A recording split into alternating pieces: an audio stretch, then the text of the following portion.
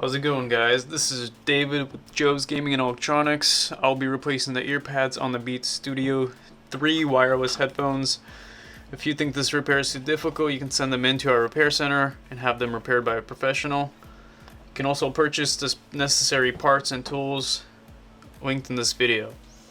So, all you'll need is a pry tool, some ear pad, double-sided tape, and your replacement ear pads. So as you can tell, these ear pads are pretty worn out. Time for a replacement here. So you'd want to use a pry tool and just pry up the ear pad along the side. There's a double-sided tape it's held on. You can remove both of them. Just like that. Now you can flip over your ear pads and install the double-sided tape. I align the two circles here and just place down the tape.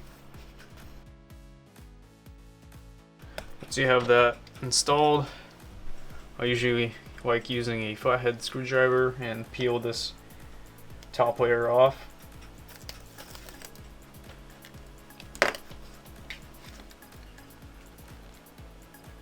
So make sure your the groove here on the ear pad is facing down when you're installing.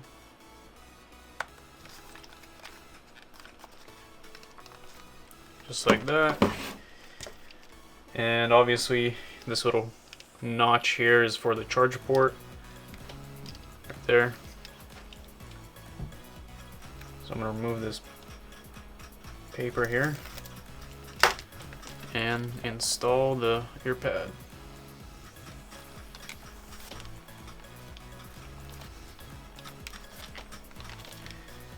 And there you have it. It's a Studio 3 wireless ear pad replacement. If you guys have any questions, feel free to comment down below or contact us at JoesGE.com. Thanks again for watching.